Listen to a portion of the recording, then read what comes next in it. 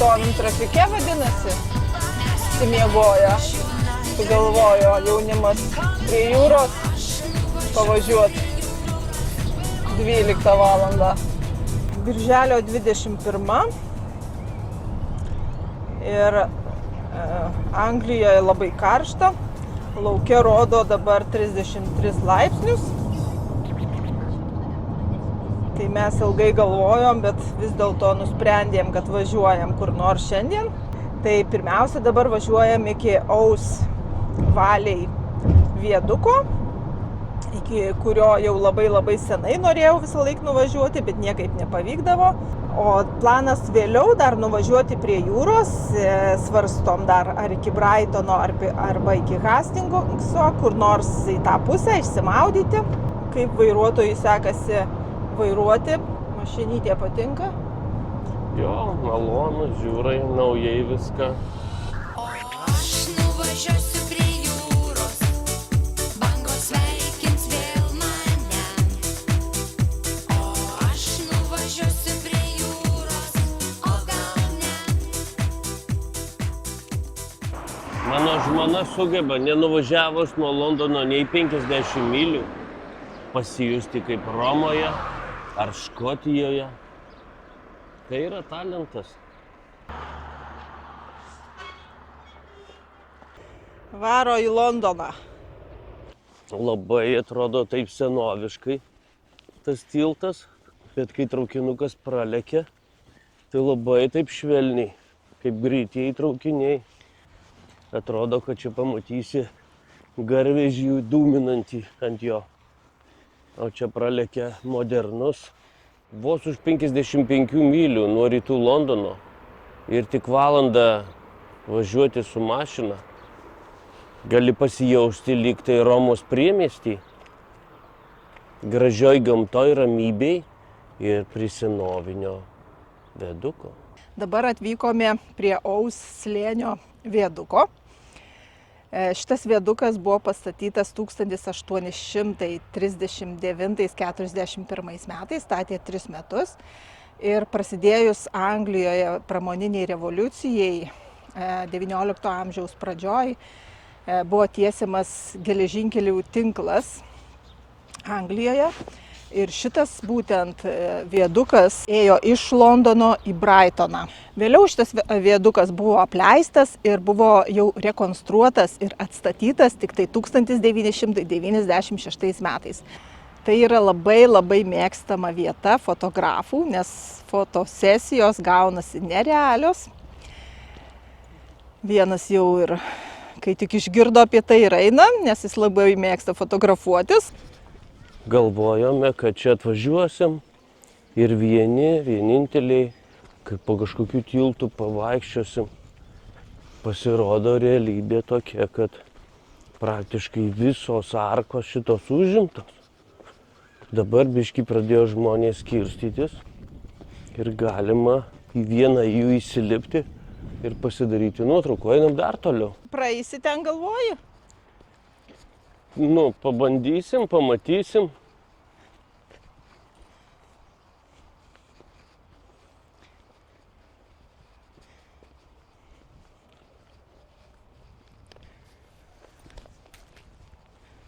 O, 37 arkos. Man iš karto norisi suvest tą skaičių su kažkuo. Įprasminti ir reikšminti, bet matomai statytojai nebuvo pritaringi, kiek reikėjo, tiek ir statė. Visada būna kaip gamtoje ar statybose iškyla kažkokios tai problemos ir kai jas įsprendė, ta vieta pati gražiausia būna. Taip ir čia. Statytojai tiesė traukinių liniją ir jie susidūrė su gan giliu slėniu. Ir kągi, ir jie suprato, kad čia šitam slėnį reiks biškį padėti pinigų ir laiko, daugiau resursų ir kad jį praeiti. Ir tai jie padarė, bet kai jie padarė, tai lankomiausia gal vieta šitos traukinių linijos. Štai toks praėjimas visur. Čia jau gal savo kopėčias atsinešti reikia.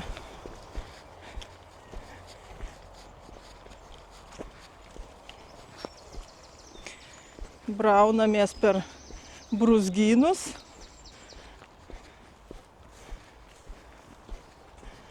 Bet čia arkos jau aukštos, užlipti be šansų, o dar ir dilgėlynai.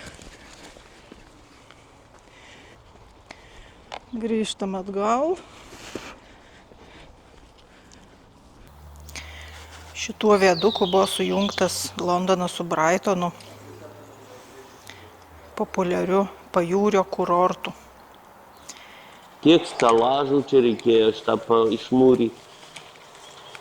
11 milijonų plytų panaudota šitą viaduką statyti. 450 metrų ilgio yra viadukas. Ir viskas. O traukinių kiek pravažiuoja? O 110 traukinių pravažiuoja per dieną šituo viaduku. Štai dar vienas eina, girdžiu. Praveždamas 17 milijonų keleivių per metus. 180 metų.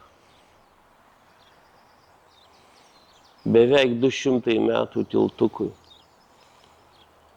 Tuo pat metu daug Londone pastatų statėsi. Tokio amžiaus, tokio senumo ir šitų plytų.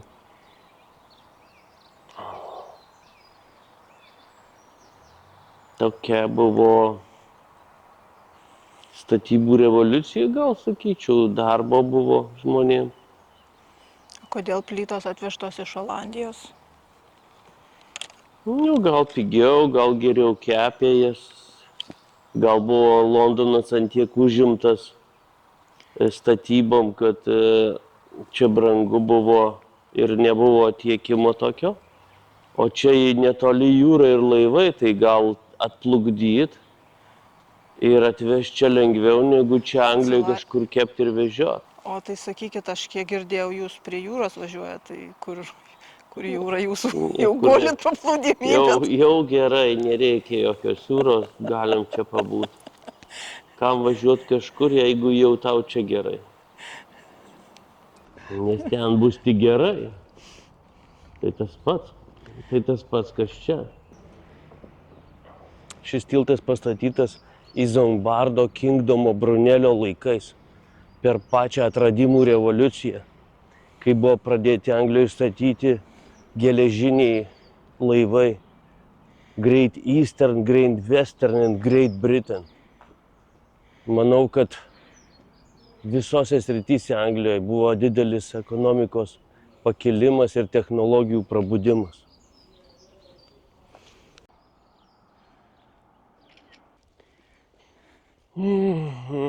Kokia ramybė. Taip sunku iš namų išvažiuota, ne? Nu, o čia vieta.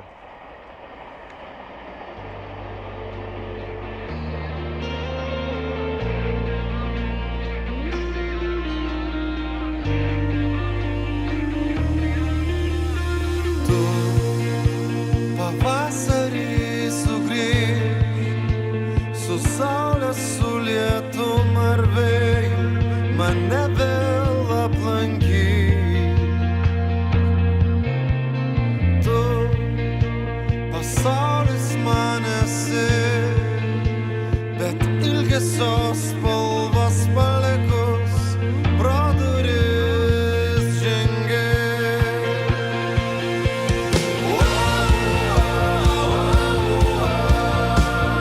Tavo meilė tarsi vanduo, išgaravo, bet vėl jaučiu švelnų lietų ant pečių.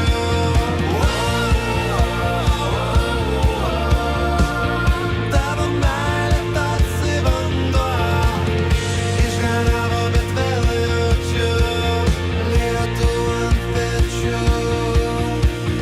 Kai pravirkusi rasa, tu kojom basomis pareisi, pažadinki mane. Tu pasaulis man esi, bet ilgesio spalvos palikus pro duris žengi.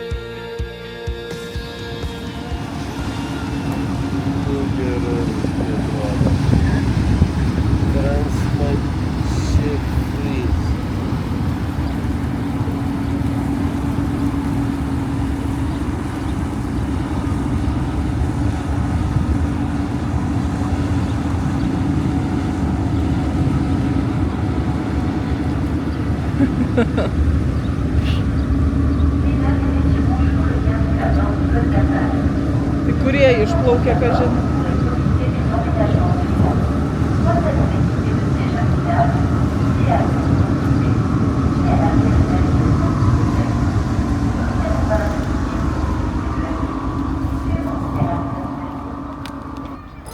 Nu va, kaipgi prie jūros nevalgyti fish and chips.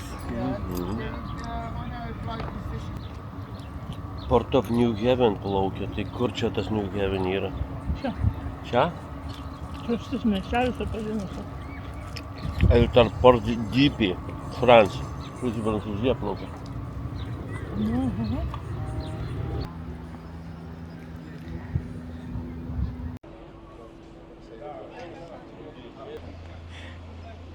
YouTuberis ateina.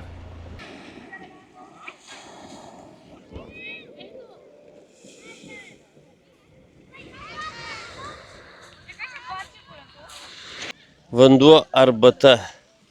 Nesinorėjo lipti iš vandenio. Tik nusibodo vienam maudytis.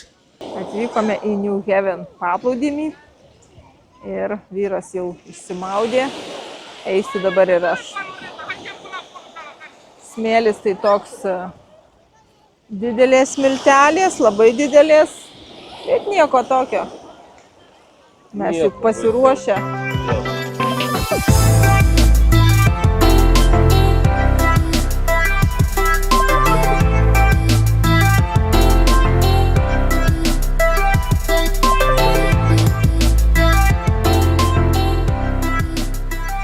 Kągi, aplankėme New Haven miestelį, niekada nesam buvę, pasimaudėm, dabar pasivaikščiojom klifais, gražus takas.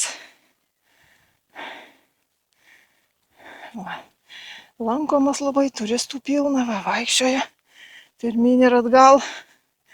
Ir romėnai buvo įsikūrę, ir anglosaksai šitą miestelį. Čia yra ir fortas įkurtas gynybos tikslais.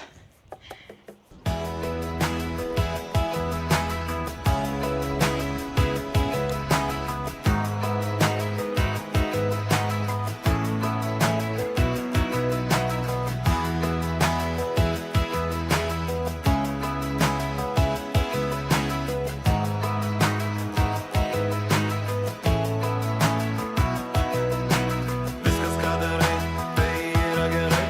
Viskas, ką darau, tai yra blogai. Kodėl? Tu klausi, kodėl? Viskas apskaičiuota, viskas padrikai. Aš keliuos anksti, o tu kelies vėlai. Kodėl? Tai geri klausimai. Visi mes turim paslapčių arba labai keistų minčių. Kalbėk netyliai. Aš nededu jokių vilčių, net jei pradėsi nuo pradžių, tai viskas baigsis tuo pačiu. Aš noriu mėlyno dangaus, tu nori lietaus, tu nori lietaus. Aš noriu. Kągi, laukia kelionė žemyn. Vyras išrinko geriausią kelią, koks gali būti. Galėjom čia kur nors leistis. Kaip tos varnos. Kur varno Palauk, fotiką atiduosiu. šoko nuo skardžio.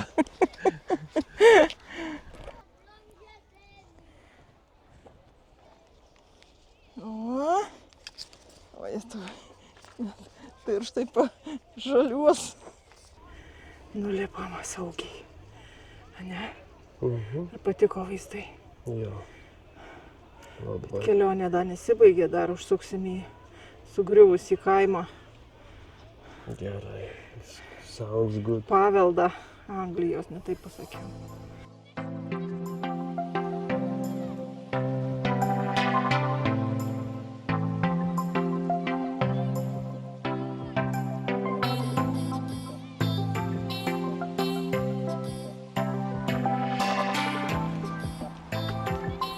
Na kaip fain.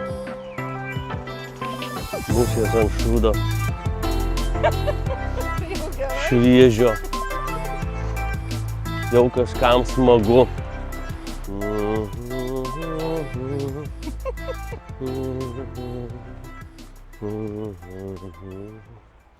Nufilmuok tėvam.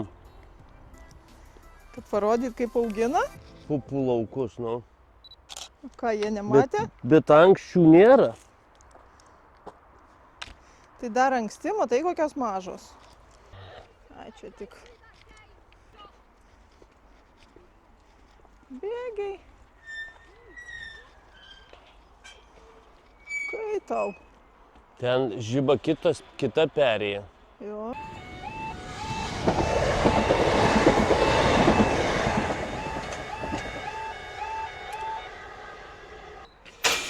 Bet įdomi, o kaip reguliuojama, pavyzdžiui. Tai jis užvažiuoja ant kontakto, susijungia tas kontaktas. Atvažiavom į Taitmils kaimelį, kurio jau nėra išlikę, jis yra tik griuvėsiai. Taigi apie 1800-uosius ir vėliau 1830 metus įsikūrė šitas miestelis. Tai mes matom, kad mes vėl patenkam į tą patį laiko tarpsnį, kai buvo pastatytas tas viadukas, prie kurio buvom.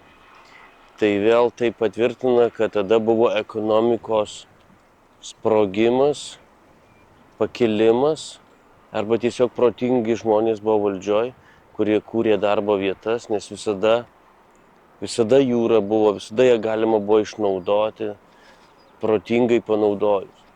Ir čia pasistatė šitas kaimelis, kad gyventų jame žmonės, kurie dirba šitą malūnę, kuris dirba panaudojus jūros jėgą. Jūros pakilimo metu įleisdavo vandenį į rezervuarus, į baseinus, o kai jūra nuslūgdavo, išleidinėjant tą vandenį, vanduo sukdavo turbinas ir tos turbinos grūzdus maldavo. Jeigu dabar naudojama turbinos sukti ir gaminti elektrą, o tada žmonės dar elektros neturėjo, jie malė grūdus. Ir tai visa industrija gavosi, nes visiems reikėjo grūdus malt, pro čia praeidinėjo traukinys ir naudojo ir vežiojo turbūt ir ne tik vietinę malę gal čia. Tai čia susikūrė ištisa industrija, šitam kaimelį gyveno visi dirbantieji ir jų šeimos. O kodėl jisai tapo apleistu? Elektros laikam atėjus jau atsisakė jūros jėgos panaudojimo. Elektra galima sumalt grūdus ir viskas. Kaimelis užsidarė 1937, prieš pat Antrą pasaulinį karą. Antro pasaulinio karo metu jau čia bazavosi kariuomenė. Dar viena priežastis, dėl ko kaimelis buvo iškeltas, nes galbūt išlikę gyventojai būtų ir kita veikla užsiėmę, netgi malūnai užsidarius, tai būtų kaimelis. Bet čia nebuvo nei kanalizacijos, nei elektros. Tai turbūt buvo lengvesnis sprendimas priimtas iškeldinti gyventojus, negu čia atvesti elektrą ir padaryti kanalizaciją.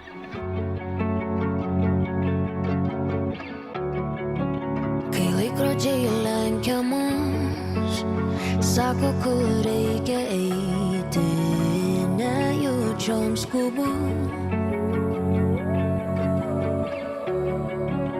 Norėčiau gyvent kažkur, kur nebereikėtų bėgti, būčiau ten ramus. Pasakyk, ar tokia vieta tu žinai, kur kyla saulė vakarais, kur apskriti visi kampai. Ten būsiu mažas amžinai.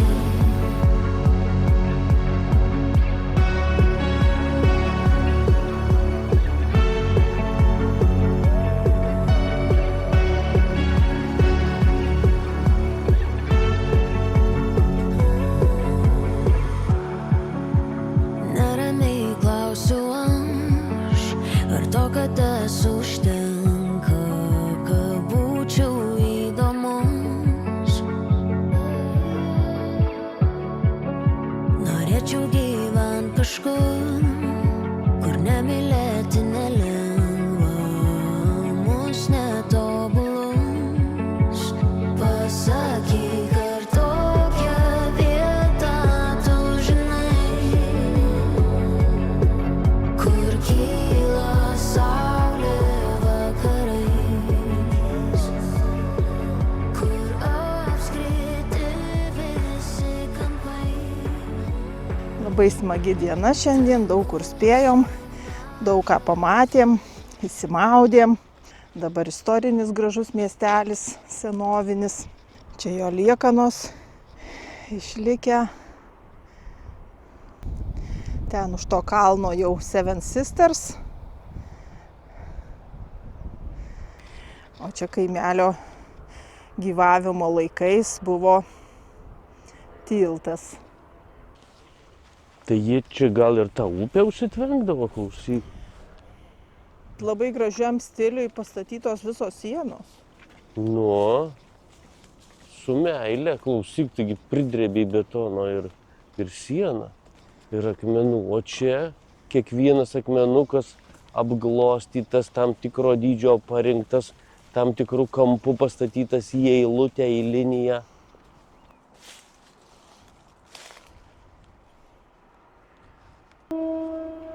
Jau kažką mato ant bėgių ir nesitraukia. Stabdo jis.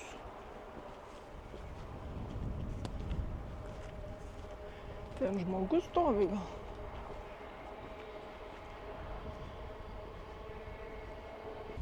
Tai po 9, tai jau būsim vėlai. Reikia išsimakarioti iš čia, iš tų kaimų pašviesiai. Da.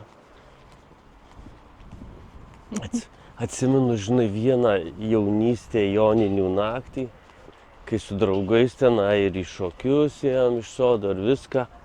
Ir ten, aš esu gyvenime nebuvęs, kad nemiego ten per naktį ar kažką, tokia, ta naktis tokia įdomi, mistika. Nu, mes ten su tais draugais ir būnam, ir temsta. Sako, iš tuoj va čia leidžiasi, tu išvis kitam gale pradės. Ir akurat ten po kelių valandų jau kitam gale švinta dangus. Ta naktis tokia. Tai kodėl tu ją pasakoji dabar šiandien būtent? Nes mes irgi laikotarpį, kai Joninių laikas už kelių dienų ir vakarai tokie ilgi, va matom dar labai šviesu, o jau po 9. Keliuosi į kitą pusę. Bye. Kol žalia šviesa